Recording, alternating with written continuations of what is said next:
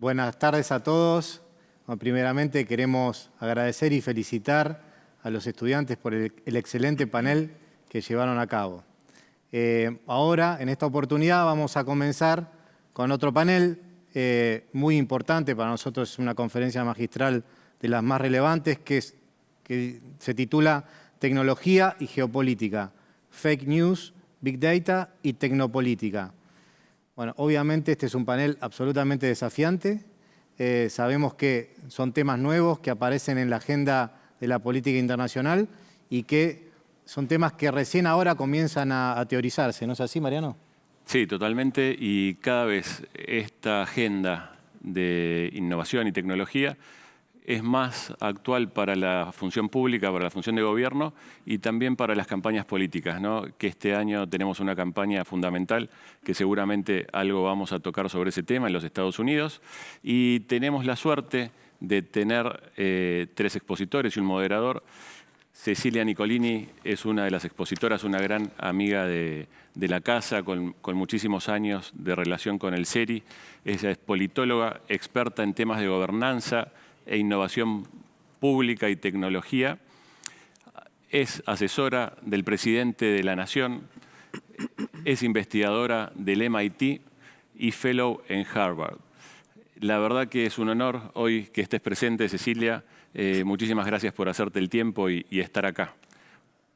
Otro gran amigo que se encuentra presente y un expositor de renombre, Matías Bianchi, politólogo de la Universidad de Buenos Aires, con un máster en estudios latinoamericanos en la Universidad de Oxford y hoy dirige Asuntos del Sur, que fue uno de sus fundadores, y también tenemos años de relación con él y muchísimo tiempo trabajando en conjunto y con actividades en el CERI. Otro de los expositores, Cristiano Ferri Seoane de Faria, es el fundador y exdirector del laboratorio Hacker de la Cámara de Diputados de Brasil. Es doctor en Ciencia Política y Sociología por la Universidad Estatal de Río de Janeiro, maestro en Políticas Públicas por el Queen Mary College e investigador asociado del Haas Center for Democratic Governance de Harvard. Es el creador del portal de participación ciudadana y es un honor también que estés aquí presente desde Brasil y poder contar con tu presencia y tus palabras aquí. También esta mesa, este debate lo va a moderar otro colega de Argentina, Maximiliano Vila Seoane, que es doctor en Filosofía de la Universidad de Bremen, con una maestría en Gestión de Ciencia de la Tecnología e Innovación. Así que muchísimas gracias a todos por estar aquí presentes y esperamos que sea de agrado para todos los presentes y todos los que van a participar de este encuentro. Le dejo las palabras y las riendas para vos. Gracias, muchísimas gracias por la invitación y por la oportunidad de participar en la conferencia. Vamos a seguir con la siguiente dinámica. Primero va a presentar Cecilia, que ya hicieron una excelente introducción. Su ponencia va a ser sobre tecnopolítica y la incidencia que tiene en las democracias contemporáneas. Así que, sin más, le dejo la palabra. Bueno, muchísimas gracias a todos y a todas aquí a esta invitación, a quienes nos están escuchando. Realmente para mí es un honor poder estar acá como amiga de la casa, del CERI, que hace muchísimos años que estamos debatiendo, pensando y estudiando sobre estas problemáticas a nivel internacional. Y la verdad es que celebro muchísimo que hoy en día un tema tan importante como es el impacto de la tecnología en nuestras democracias, le demos un espacio para debatir, para pensar y para situarnos en qué es lo que se viene, ¿no?, en los próximos años y cómo está impactando en la actualidad, ¿no?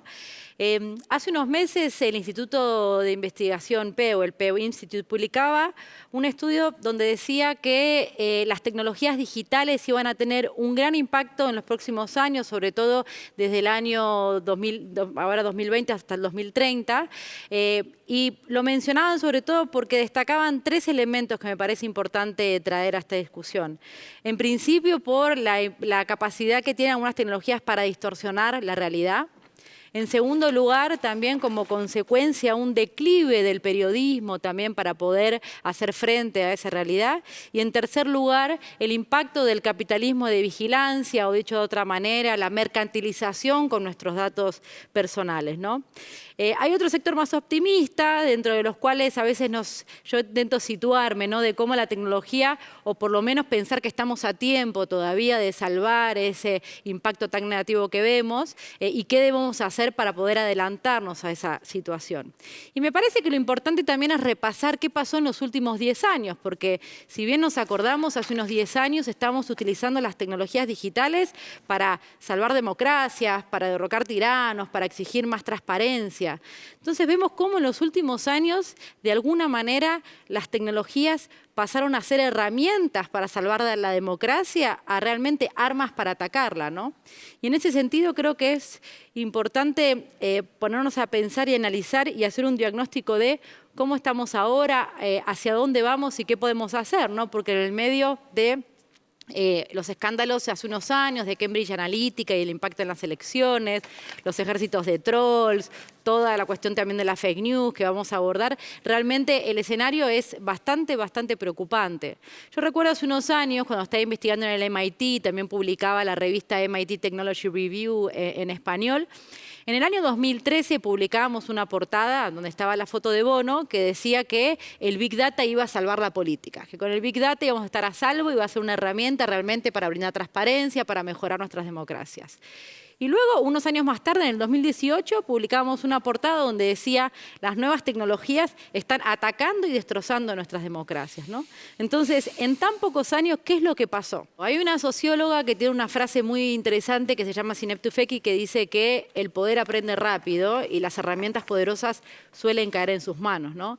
Entonces, cómo realmente estas tecnologías pasaron a ser un arma, ¿no?, para lo que es la polarización, la xenofobia y hasta incluso conseguir influir en las elecciones de muchísimos países, ¿no? Y algunas herramientas que creo que conocemos muy bien, por ejemplo, hay un estudio del Wall Street Journal que hace con YouTube, que lo que demuestra es que, por lo general, cuando uno consume un contenido y luego el algoritmo que te recomienda los siguientes contenidos a ver, suele llevarte a los contenidos más extremos de lo que vos estabas viendo, ¿no? Por ejemplo, te pongo un ejemplo, yo soy vegetariana, ¿no? Entonces me interesa todo el tema del vegetarianismo. Luego el siguiente contenido va a ser de veganismo. Luego va a ser en contra de, por ejemplo, instalaciones de cerdos. O sea, cada vez contenidos más extremos, ¿no es cierto? Entonces hicieron un estudio en el año 2016 con las elecciones de Donald Trump donde mostraban claramente cuando uno consumía contenido de la campaña de Donald Trump, seguidamente los videos te iban recomendando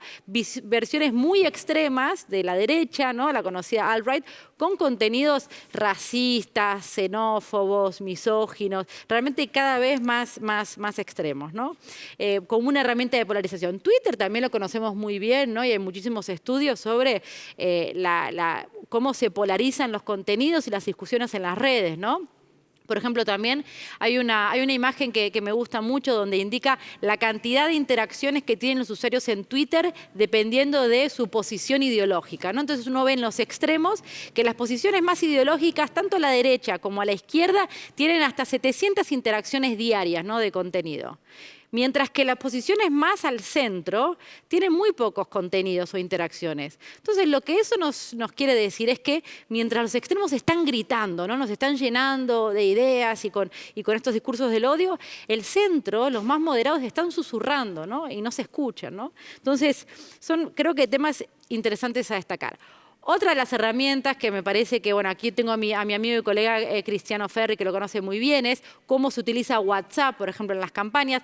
Me parece que la campaña de Bolsonaro, por ejemplo, fue un laboratorio por excelencia de cómo se utilizó WhatsApp para todo lo que era la transmisión de fake news. Ustedes saben que, en general, una noticia falsa, con contenido más amarillista, pongámosle, suele su divulgación ser hasta 6 veces más rápida y mucho más compartida que una noticia, digamos, más neutral.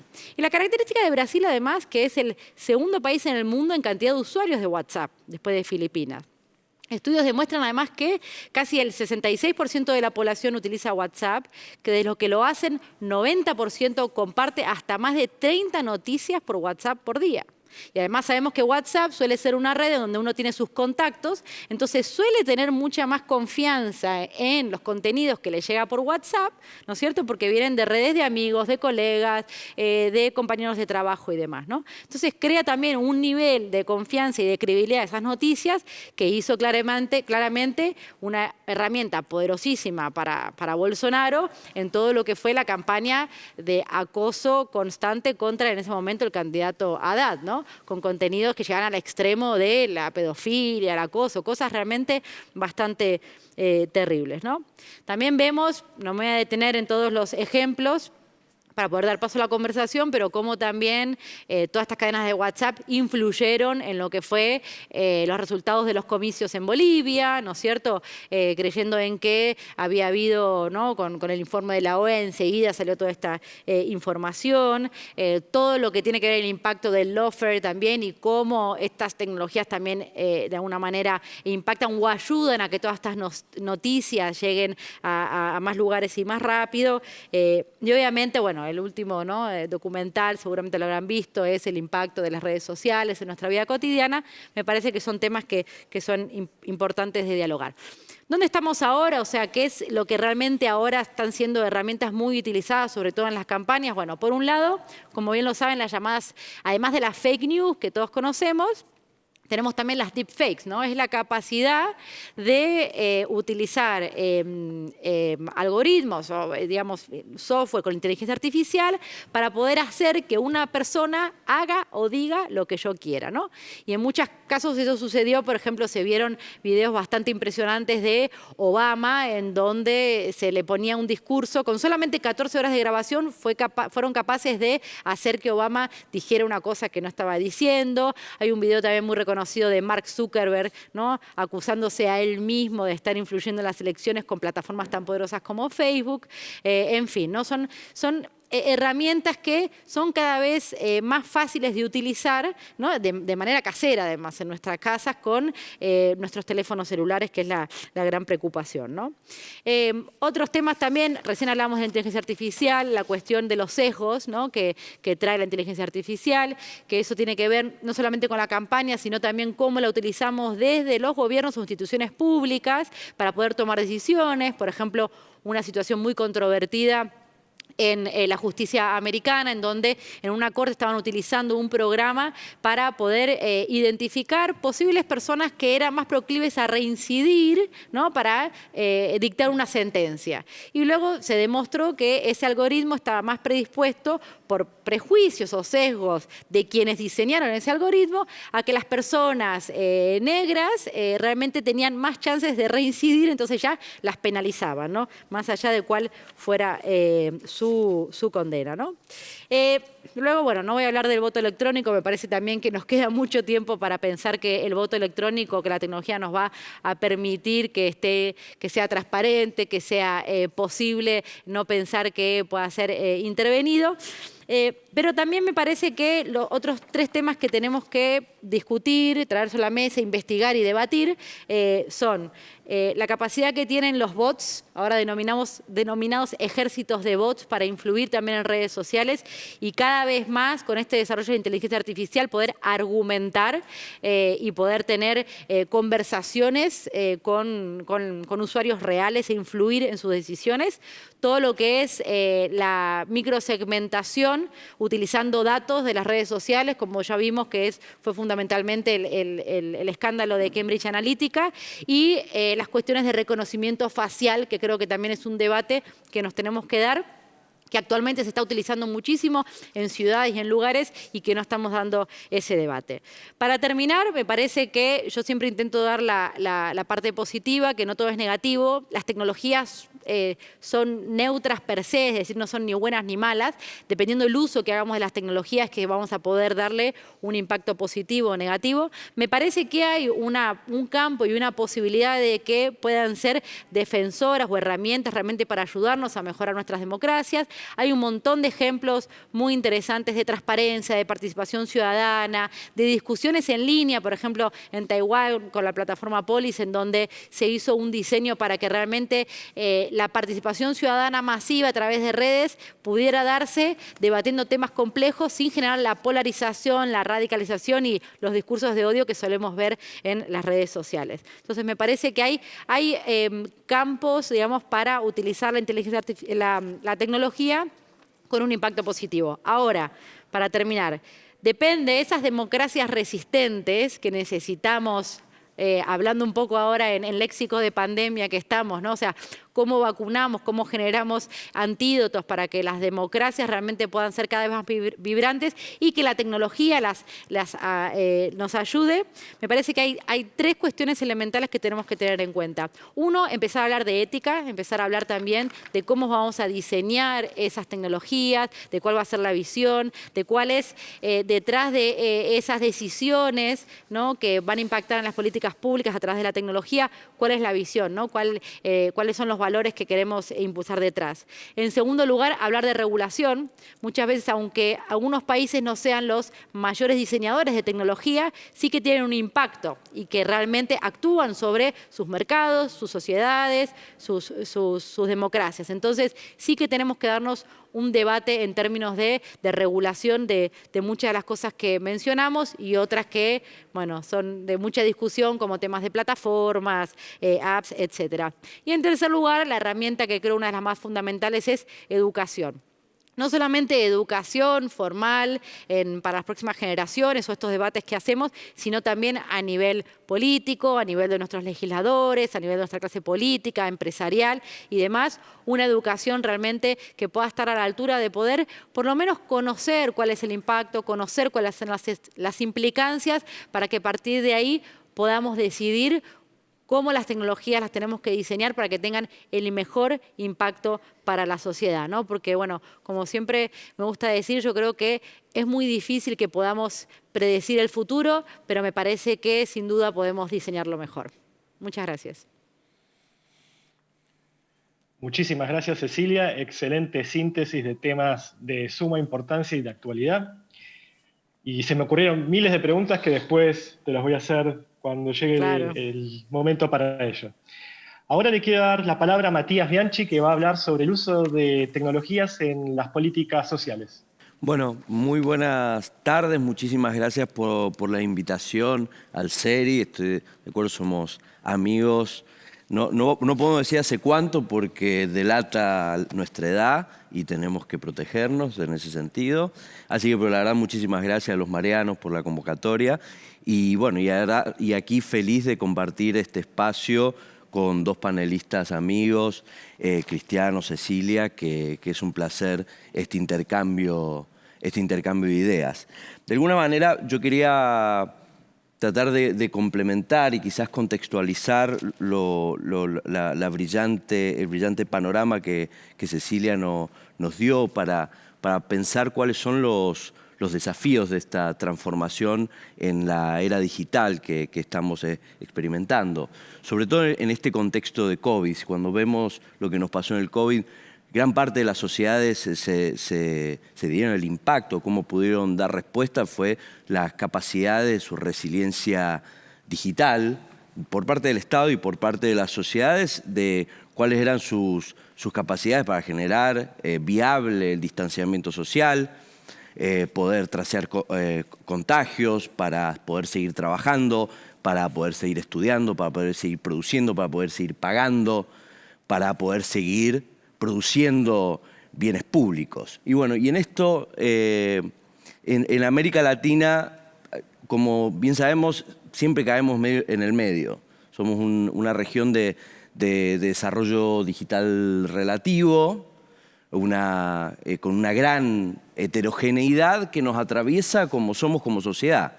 De un gran distanciamiento entre los países más desarrollados de la región, como puede ser Argentina, Chile, Uruguay, Costa Rica, frente a los del Triángulo Norte, de Guatemala, Honduras, Nicaragua, con penetración de Internet, con cultura digital, y ni hablar cuando hablamos de distancias entre ciudades y campo. Entonces, siempre cuando hablamos del mundo y de la transformación digital, tenemos que saber que el mundo digital es un es un campo mucho más desigual que el analógico. Y entonces en sociedades ya estructuralmente desiguales, como en las que vivimos, aumenta todos los sesgos ya presentes que tenemos, ya sean de género, de raza, de clase social y de lugar de procedencia. Entonces, esto tiene que ser fundamental cuando entendemos y cuando discutimos políticas públicas vinculadas a la transformación digital. Y no somos, ya la CEPAL nos advirtió en un estudio bien interesante que publicaron hace ya 3 años, que América Latina, lo mismo que sucedió en cada uno de los procesos de desarrollo históricos de la revolución industrial y pasando por cada una de las etapas, como siempre, en un lugar de alto consumo, pero de muy poca producción. Y entonces, aquí vimos como en esta crisis se evidenció estos patrones en 3 ejes centrales que vemos, 3 áreas claves. En educación, vimos que pocos países estaban preparados. La gran mayoría implementó con distintas velocidades políticas para dar respuesta a las poblaciones, pero vimos que la mayoría no tenía ni protocolos, ni capacidades, ni cobertura. Y hay países como Bolivia que directamente no ha dado clases, directamente cerró las escuelas. Hoy, después de 6 meses, más o menos, están cerradas. Faltó una cultura digital, que eso también nos tiene que alertar. Ni maestros, ni chicos, ni padres estábamos acostumbrados. Una cosa es estar frente a una pantalla y otra cosa es trabajar, estudiar, producir frente a un entorno digital. Y grandísimo falta de apoyo, como venía diciendo, a las desigualdades estructurales que ya tenemos presentes y las diferencias culturales, idiomáticas que están presentes. Tenemos países en donde se hablan al menos una docena de idiomas diferentes. El segundo punto es el teletrabajo. La verdad que nuestra conexión con el mundo sigue siendo la de exportación de recursos naturales y este no es un campo diferente. La economía del conocimiento está escasamente desarrollado y se vio también durante la pandemia que tuvimos poca capacidad de el sector, aún el sector privado, porque siempre observamos al sector público, de aprovechar para hacer estas transformaciones, que tienen que ver con nuestro trabajo, la alta informalidad que tenemos y la baja capacidad de inversión en estas áreas. Veamos Chile, que se pregona como un país de desarrollo en América Latina, menos del 25% de la fuerza laboral tuvo capacidad de responder rápidamente al teletrabajo. Y vinculado al Estado, seguramente esto hubiese sido más interesante que lo desarrolle Cecilia, que ella está al frente de esta agenda también. La OCDE demuestra la resiliencia, el promedio de América Latina, resiliencia digital del Estado comparado a los países de la OCDE es un 30% menor. En muchas áreas de los estados directamente se paralizaron y sobre todo cuando hablamos de capacidades hablamos mucho de estados nacionales y poco de estados subnacionales. Y América Latina, sobre todo desde la década del 90, tiene un proceso, la gran responsabilidad de los factores cruciales de las políticas públicas cruciales del desarrollo, que son salud, educación, seguridad, están a cargo de gobiernos subnacionales, con escasísimas capacidades y muy poco músculo como para poder dar respuesta. Entonces, tenemos esta situación y ni siquiera estoy hablando del deepfake, no estamos hablando de inteligencia artificial, estamos hablando de procesos básicos de poder digitalizar ciertas interacciones productivas y de comunicación. Entonces, tenemos que pensar cómo nos vamos a parar frente a esta transformación, porque hoy nos estamos parando de la misma manera que nos paramos siempre frente a los procesos de desarrollo a nivel global. Entonces, y es siempre cómo podemos salir de la trampa de estar del otro lado del mostrador. ¿Cómo nos podemos sentar en esos lugares? Porque tiene implicaciones, además, que no es solamente de desarrollo de startups, tiene dimensiones fundamentales para nuestra democracia, que no voy a andar porque sé que es la presentación de Cristiano, pero donde tenemos que pensar cuál es la infraestructura que damos a la sociedad, cómo está los diferentes sectores pueden ser parte de esto, cómo puede ser el propio Estado que genere los mecanismos de participación ciudadana para que podamos generar inteligencia colectiva, dispositivos, plataformas que hoy están a disposición para que podamos generar otro tipo de políticas públicas, cómo podemos limitar el avasallamiento que hemos visto. En Argentina hemos estado muy protegidos, pero en muchísimos países de la región hemos visto cómo justamente fue una oportunidad para mayor concentración del poder, para mayor control de la ciudadanía, para perseguir a periodistas que opinaban diferente. Fue una coyuntura. Tenemos que tener, es una discusión de la democracia, no es una discusión solamente una plataforma de comunicación novedosa, y también es de la geopolítica. ¿Cómo nos vamos a posicionar nosotros como países periféricos frente a discusión que se está dando hoy y que se está planteando, por ejemplo, con el 5G, que es la punta del iceberg de donde se está hoy dando la nueva guerra por el control y la nueva hegemonía del mundo, y donde es un mercado que estamos hablando de trillones de dólares, que pueden ser un mercado, y las potencias lo saben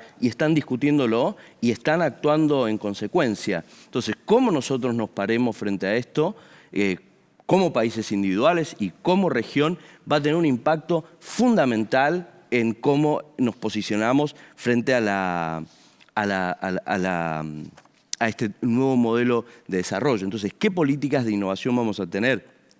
¿Qué modelos de negociación intrarregional vamos a tener para poder negociar con las potencias? ¿Qué tipo de integración y de cultura democrática son las que vamos a hacer? Son debates fundamentales de esta transformación digital. Muchas gracias. Muchísimas gracias, Matías. Excelentes preguntas también que vamos a retomar. Y ahora, por último, le doy la palabra a Cristiano. Muy bien. Muchas gracias a todos. Saludos, Maximiliano. Claro, les invito a practicar un poco de portuñol, pero me siento duplamente muy bien, muy feliz de estar aquí entre amigos, queridos argentinos, especialmente esas dos cabezas ahí brillantes que hacen un trabajo de liderazgo mundial, como Matías y Cecilia. Y también muy feliz por estarmos aquí discutiendo un asunto que yo tengo ahí experimentado, vivenciado e investigado por muchos años. Y me gustaría aquí, claro, con ese poco tiempo y con mi habla despacia, principalmente hablar en español, pero a mí me gustaría aquí hablar de una investigación que nosotros estamos ahorita lanzando es algo muy nuevo, en primera mano. Es parte de una gran investigación que nosotros estamos haciendo. Claro, antes debo decir que tengo ahí un perfil un poco Frankenstein. Yo soy un poco gestor de innovación dentro del Parlamento y un poco investigador. Ahora estoy solamente como investigador. Y estoy acá en una escuela de gobierno dentro del Parlamento que nosotros llamamos de Centro de Formación y Entrenamiento. Y hagamos aquí un programa de maestría y algunas investigaciones.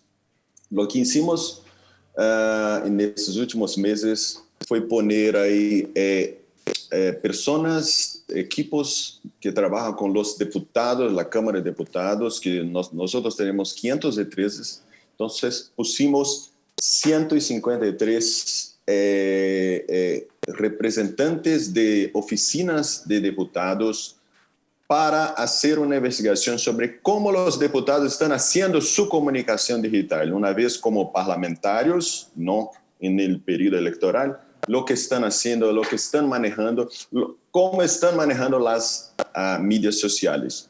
Y fue entonces una investigación que con base focada en esas redes sociales como Facebook, Instagram, YouTube, Twitter, WhatsApp, Telegram y LinkedIn.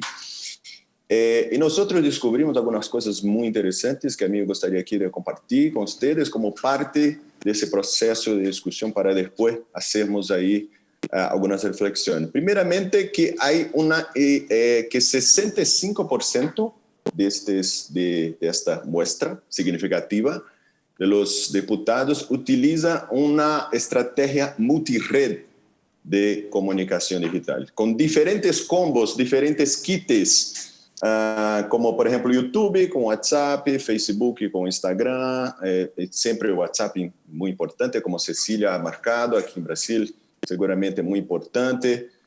Infelizmente, muchos millones de brasileños utilizan WhatsApp como fuente primaria de noticias para entender lo que pasa en la vida total. Y hay una investigadora muy interesante aquí en Brasil que se llama Letícia Cesarino, que está investigando cómo la política en Brasil ha conseguido incluir otros temas que normalmente no pertenecen a la política como parte de la discusión política, haciendo, por tanto, un involucramiento cada vez mayor de la gente en la discusión política y algunos parlamentarios, algunos políticos, claro, sacando lo mejor provecho o lo peor provecho de ese tipo de fenómeno.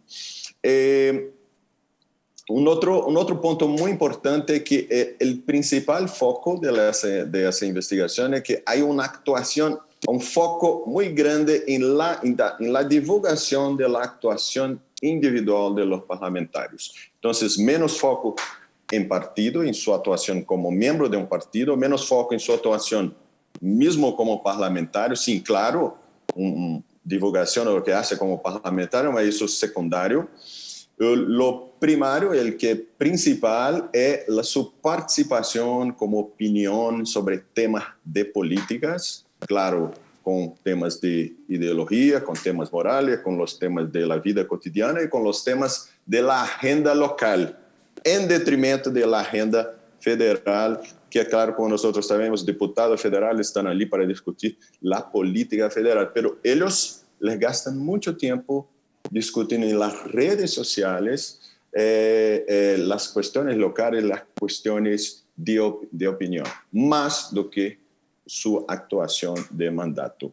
Eso que nos parecía intuitivamente como claro, ahora estamos marcando como un proceso científico, que nos parece muy interesante porque hay una buena parte de los parlamentarios que gastam más tiempo, su propio tiempo y de su equipo, y aportan recursos humanos y tecnológicos, obviamente, para participar de narrativas en las redes sociales do que hacer propiamente el trabajo legislativo. Y cuando lo hacen, están siempre conectando con las narrativas. Entonces, como importante que nessa perspectiva, pelo menos para uma boa parte dos parlamentares, o discurso se cambiando a algo mais importante do que a ação.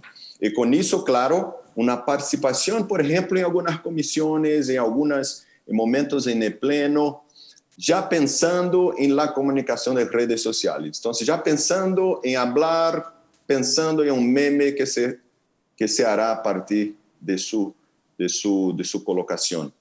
Ou pensando em como transformar aquilo em um pequeno vídeo de TikTok, que também é uma outra ferramenta que estamos aqui mirando, a única que não é, me parece aqui, que não é americana. E claro, sabemos a questão da soberania como é importante. Uma outra conclusão também muito relevante, amigos, é que os outros 35% das oficinas hagam uma comunicação como tradicional. Pongan los mismos textos, las mismas fotos, de la misma forma en todas las redes sociales.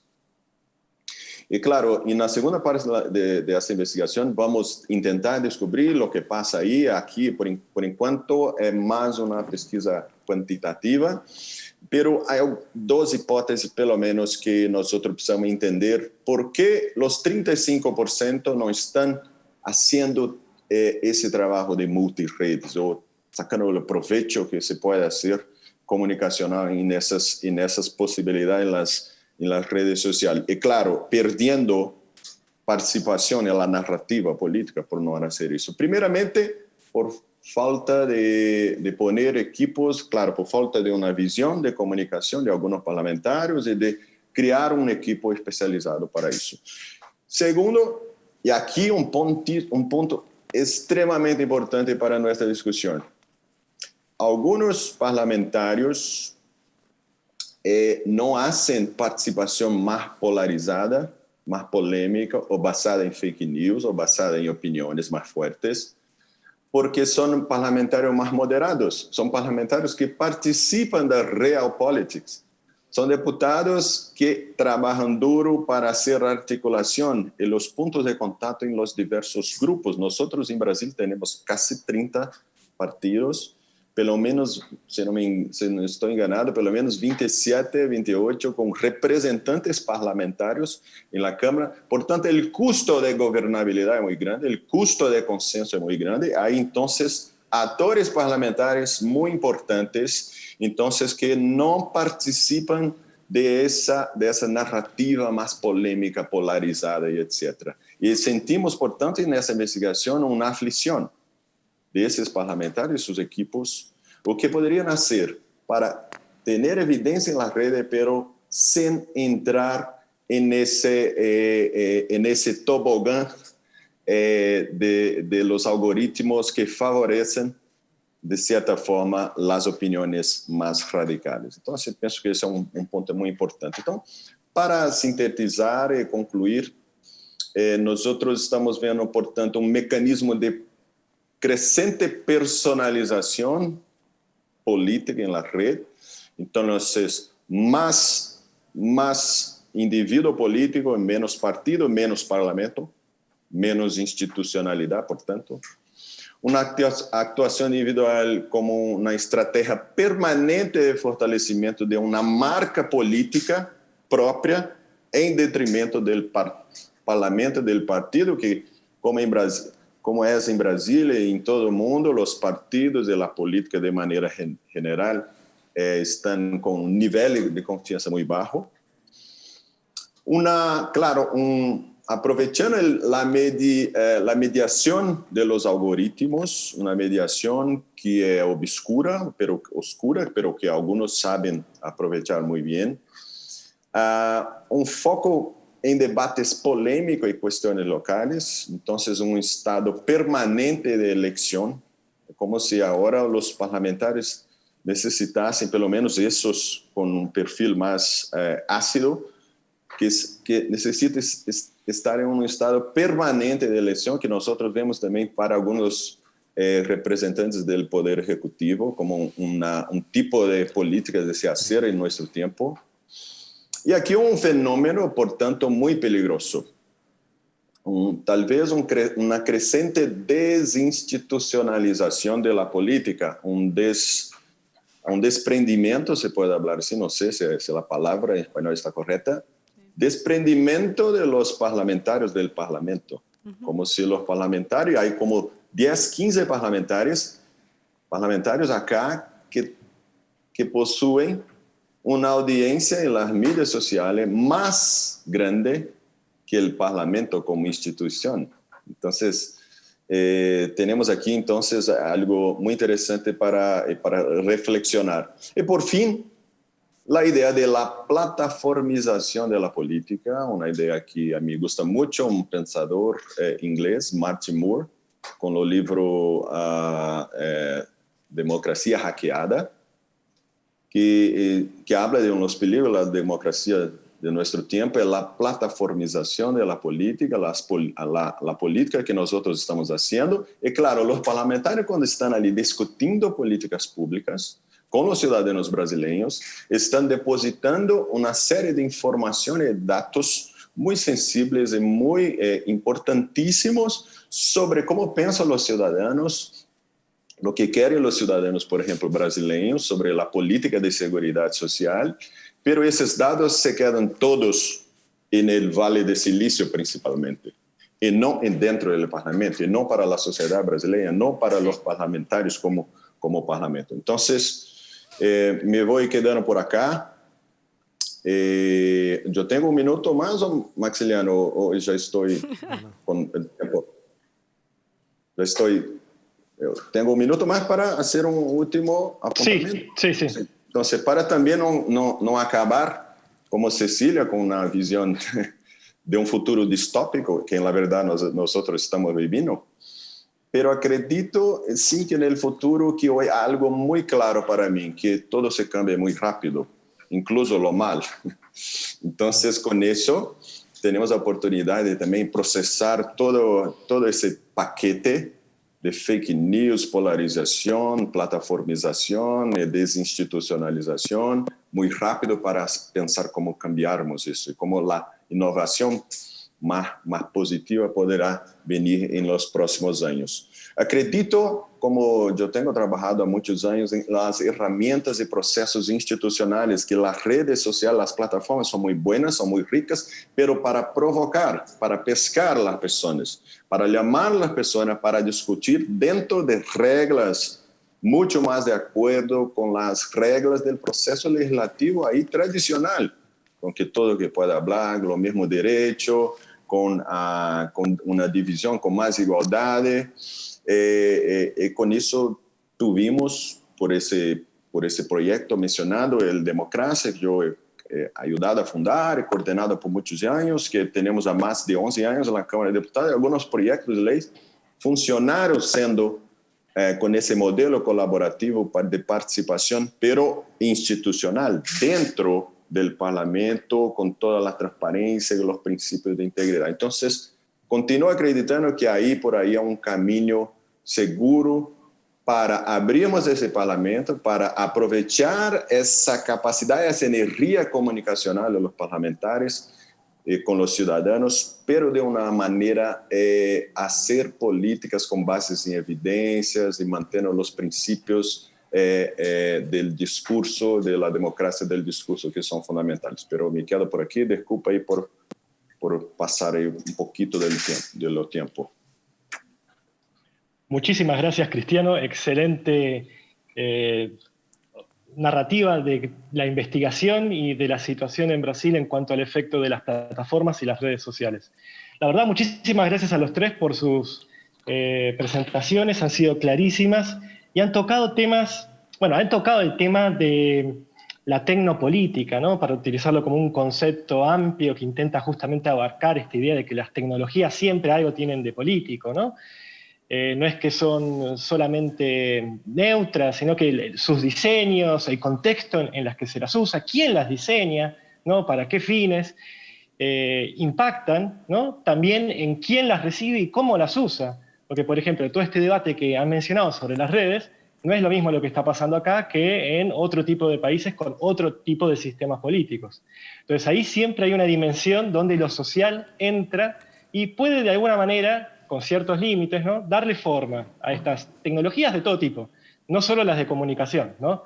Porque los debates, por ejemplo, de la energía nuclear o de las armas biológicas, anteceden a todos estos debates muy intensos que estamos teniendo ahora con respecto a la comunicación y a la inteligencia artificial, entre otras.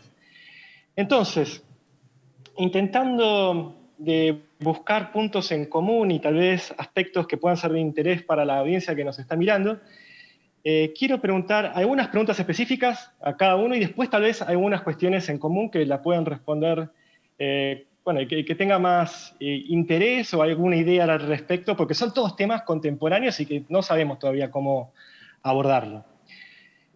Para Cecilia te quería preguntar en particular, ¿cómo están pensando desde el gobierno justamente para avanzar con diseños, ¿no? Por un lado, que lleven al uso de estas tecnologías digitales a trayectorias, ¿no? Que refuercen democracias vibrantes? Como decía, si podrías brindar algunos ejemplos, esa sería mi primera pregunta.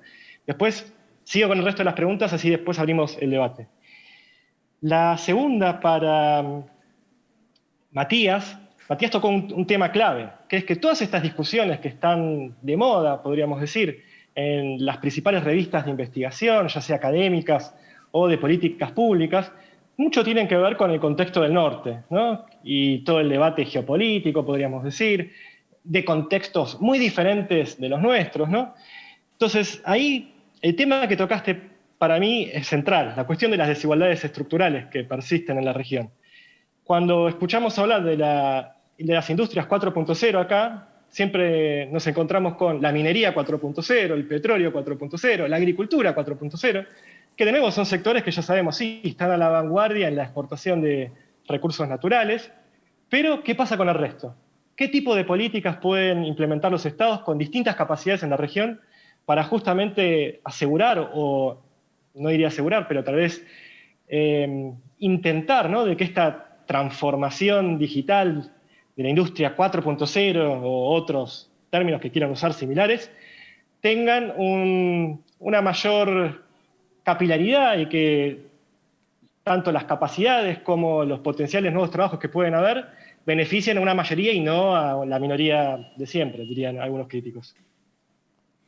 Es una pregunta difícil, ya lo sé, pero bueno, es importante hablar de esto. Y en un ratito me tengo que ir. Y el último punto, el de la plataformatización, que eso es un tema interesantísimo, que en estudios de medios se habla de mediatización, ¿no? Cómo las plataformas están afectando a todos, no solo a los políticos, pero acá por supuesto nos interesan a los políticos, y cómo cambian sus prácticas de comunicación para adaptarse a estas lógicas que de alguna manera conducen a éxito en estas plataformas.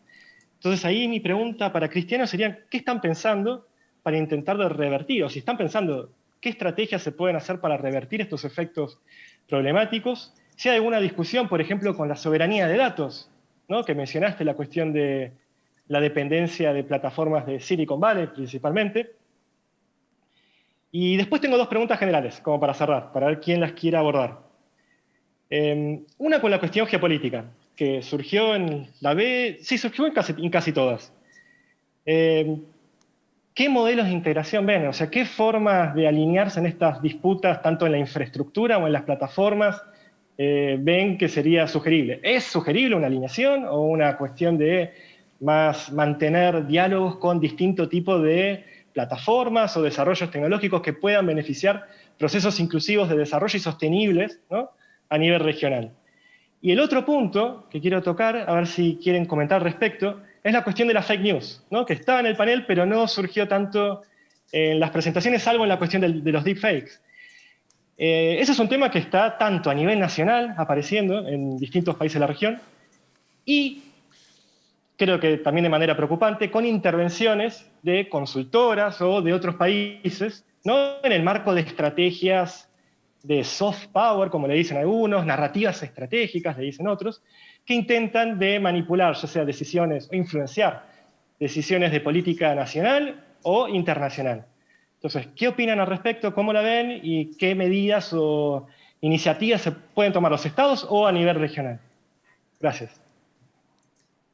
Bueno, si les parece, empiezo yo. Voy a ser muy breve porque creo que la respuesta, por lo menos la primera que me hiciste, es bastante contundente, por lo menos desde la perspectiva que la vemos. Entendemos que todo lo que sea la cuestión del acceso a la tecnología y digital es una cuestión de derechos. Y eso es lo que tiene que tiene que quedar claro, ¿no?, que al final todo este proceso se da con todos adentro y con todas adentro. Entonces, lo que significa la democratización de la tecnología, la democratización del conocimiento, significa justamente eso, que podamos acceder a través de la educación, a través de las herramientas también, a través de una buena legislación, para que se conviertan en un derecho, porque como estamos viendo se ha convertido, ¿no?, el acceso a Internet, a las tecnologías digitales y demás, ya como un derecho fundamental para el desarrollo y la convivencia social, económica o incluso de participación. Así que la visión nuestra es evidentemente desde lo social, desde el impacto y desde el acceso que pueda ser garantizado a toda la población con unas reglas de juego claras, ¿no?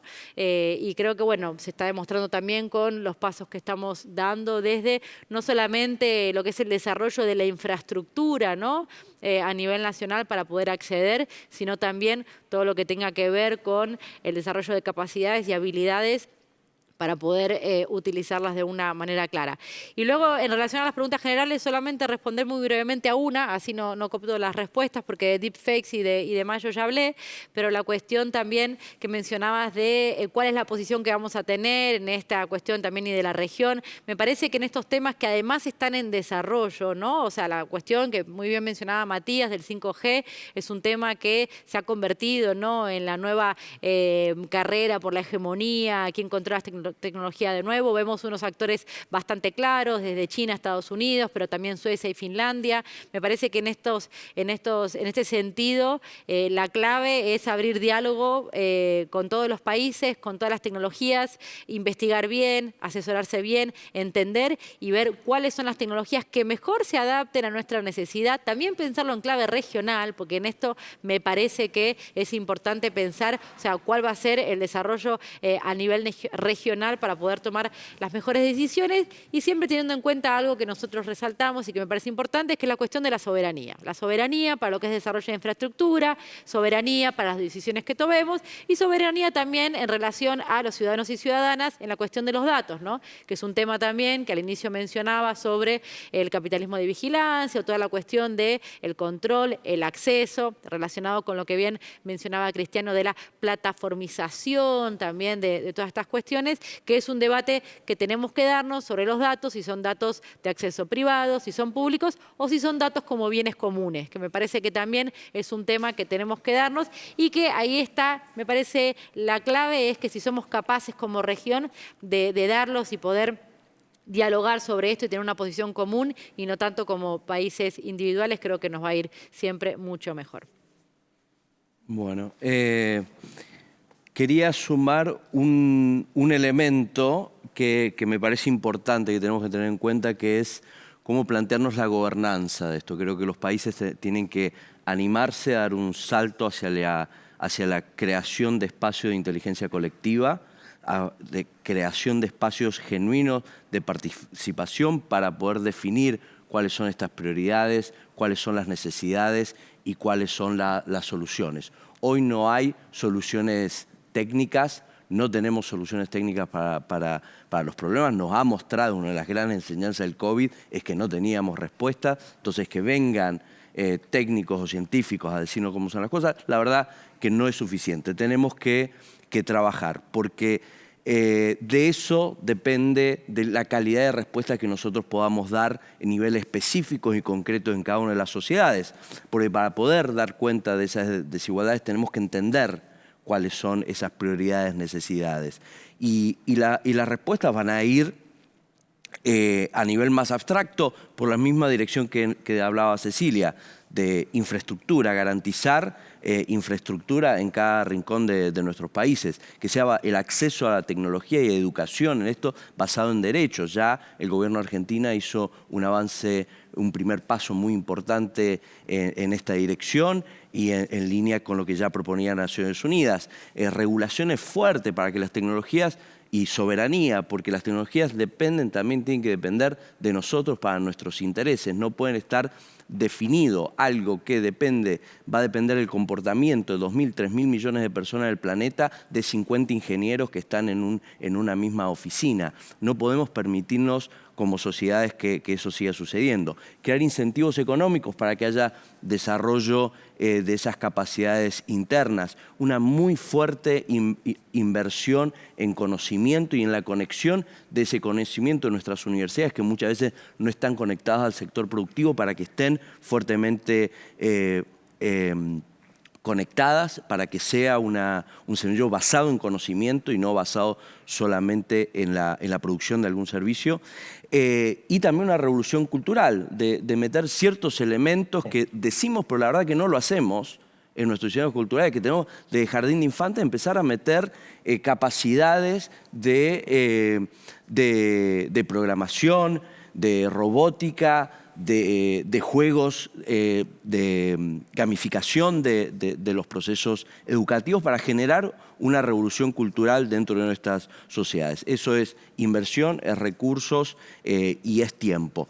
Pero la verdad no hay atajos, es para el camino que hay que ir. Y lo último puntito que quería decir, yendo a lo de geopolítica, recordemos, un antecedente muy importante fue lo que sucedió con el caso de surveillance a los países exteriores, el resto del mundo por parte del NSA de Estados Unidos, en el cual Brasil reaccionó y se paró frente y dijo: voy a hacer una regulación propia de Internet.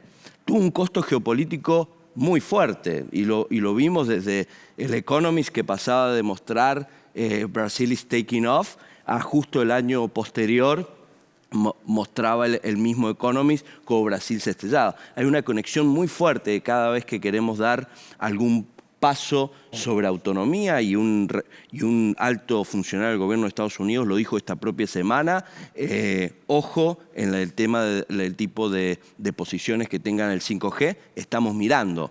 Entonces, no hay manera de que países individuales de lugares periféricos nos podamos posicionar en temas así. Yo en eso disiento con Cecilia. No creo que sea dentro de nuestro rango de posibilidad de decir qué tecnología nos funciona mejor. Es cómo nos podemos armar políticamente en la región para poder dar respuestas a eso. Si no, creo que nuestro margen de maniobra pasa a ser muy estrecho y se circunscribe a otro tipo de mesa de decisión. Así que me parece en eso tenemos que ser muy cuidadosos de qué tipo de cómo nos construimos regionalmente en esta arena. Me estoy sintiendo aquí muy encantado con esa oportunidad de aprendizaje con Matías y con Cecilia. Y claro, pienso que la palabra clave aquí es la soberanía. Estamos viviendo un momento de reflexionar sobre lo que es soberanía, cómo necesitamos hacer nuevos aportes de soberanía.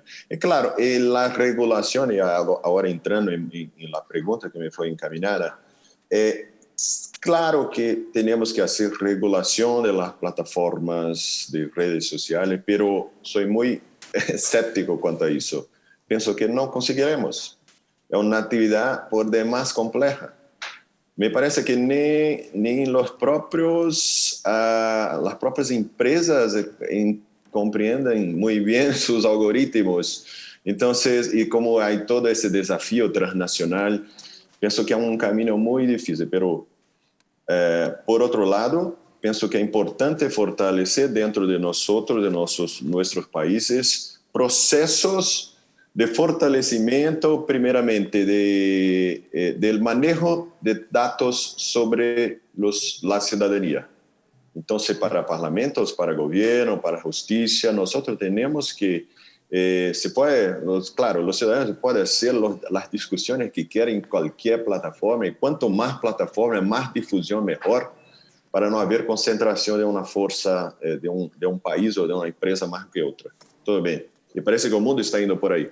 Pero cuando tratamos de discutir políticas públicas, tomada de decisiones, servicios públicos, tenemos que siempre crear procesos institucionales, y yo acredito con una alianza entre Estado, academia y sociedad civil, con los mejores principios de la transparencia, como yo he trabajado muchos años haciendo eso y sé cómo eso es posible. Y la transparencia y la participación de una amplia alianza es un puerto seguro para hacer procesos de participación. Claro, hay ahí un desafío de involucramiento de la ciudadanía. Claro que mi padre prefiere participar en una discusión en el grupo de familia en WhatsApp do que venir para el portal de democracia y discutir en un chat oficial. Y nosotros, cuando creamos un chat oficial dentro de la Comisión de Justicia de la Cámara, las personas se comportan mucho mejor, mucho mejor. Y tenemos estudios que muestran eso, que las personas cuando están en un ambiente institucional se comportan de manera más respetuosa. Entonces, la frase de McLuhan está más verdadera que nunca, que el medio es el mensaje, y que nosotros tenemos que desarrollar nuestros propios medios. Pienso que por ahí es una salida más posible do que la regulación. Siempre considerando la amplia transparencia, los mejores principios que garantizan eso, reglas de debate democráticas, la manutención de los datos y institucionalización de la participación. Nosotros no avanzamos mucho en la institucionalización de la participación con tanto tiempo que hacemos millones de experimentos. Cecilia, Matías conocen muy bien que yo trabajo con eso muchos años. Los gobiernos de poder ejecutivo, los parlamentos no han avanzado tanto en, por ejemplo, poner reglas institucionales de participación ciudadana dentro de los procesos de toma de decisión oficial. A veces conseguimos incluir algo, después hay un otro gobierno que se ponga abajo. Entonces, pero todavía acredito que por ahí el camino, no hay otro camino. Nosotros, por una cuestión de soberanía, desarrollar los procesos internos de participación. Para terminar rápidamente, también intentando hacer una contribución a la pregunta más general sobre fake news.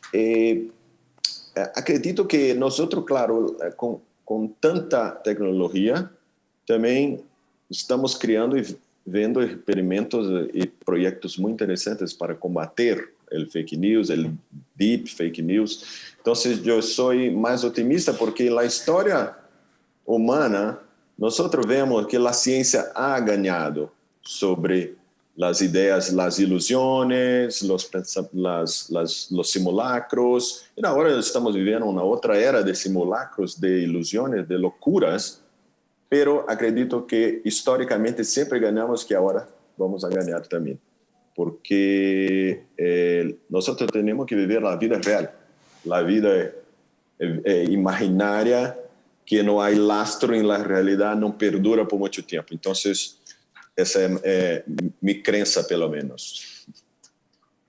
Bien, excelente. Muchísimas gracias, Cristiano. Quiero simplemente, ya para cerrar, resaltar 3 puntos que mencionaron en sus respuestas. Por un lado, los procesos que acaba de decir Cristiano, que eso es central. No dejarnos caer ni en estas narrativas totalmente utópicas que generalmente venden las empresas de que tal tecnología X, y van cambiando todos los años, ¿no?, que nos van a salvar, ni estas narrativas distópicas. Ninguna de las dos están escritas en piedra, ¿no? Se pueden modificar en función de qué procesos establezcamos, qué principios, como decía Cecilia, tengamos en cuenta en formar esos procesos, ¿no? Si hay un principio de democratizarlas, de valorizar derechos, y bueno, pueden ser llevadas por otro tipo de trayectoria.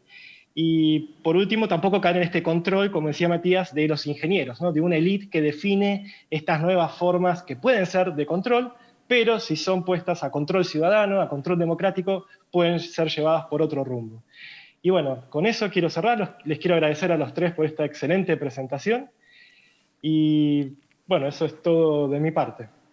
Y gracias al público también por escucharnos. Maximiliano, muchísimas gracias. Cristiano, Matías, Cecilia, la verdad que un placer que hayan podido estar en este panel tan importante para nosotros, y creo que nos va a ayudar a concientizar y que cada vez investigue más y haya más información sobre estos temas. Ahora dejamos un minuto de break y volvemos con un panel de estudiantes y graduados. Los esperamos. Ya volvemos.